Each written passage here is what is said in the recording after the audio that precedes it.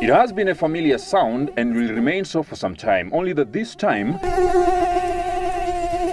it shall be experienced at very odd hours, at dawn and sooner during the day, as opposed to the usual dead-in-the-night nuisance wheezing. The anticipated change, according to Professor Clifford Mutero, who is a senior researcher of malaria at the International Center of Insect Physiology and Ecology here at Kasarani in Nairobi. Some of the behavioral changes they have adopted is to either bite very early in the evenings before people jump into bed nets, or they wait for you as you come out of your bed net and bite you early in the morning, or bite you when you are outdoors during ceremonies. Professor Mutero, who has been carrying out extensive research in this area of Mwea in Kirinyaga County, an area whose major economic activity is growing rice, explains to us that these constantly wet conditions enable mosquitoes to thrive here.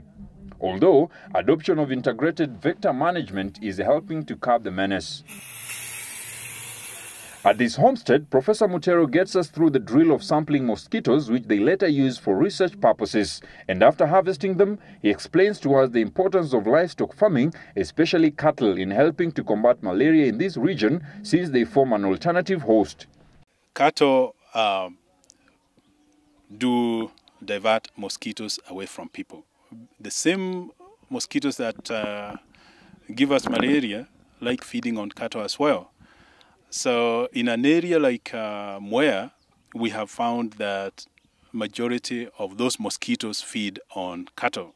The professor, however, indicates to us that the type of mosquito most common in these regions, named Anopheles arabiense, is the only one that feeds on cattle, with the other more adaptable and aggressive types, Anopheles gambiae and Anopheles funestus, that exclusively feed on humans, are predominant in the Lake Victoria area, thus explaining the high prevalence of malaria in the region.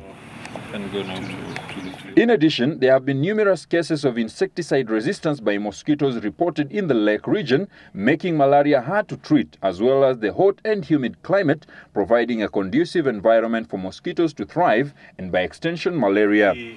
Almost all of these are not. But I engaged the professor on the probable roles of climate change, which continues to be a sticking problem in as far as the spread of malaria is concerned.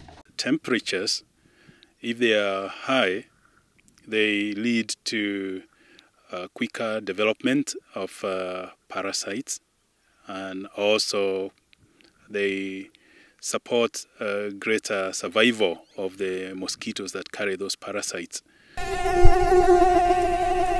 Given the fact that malaria is still the #1 killer of infants in the country, the onus is now on researchers to come up with better innovative ways to dealing and outsmarting this deadly carrier of the malaria parasite, the mosquito.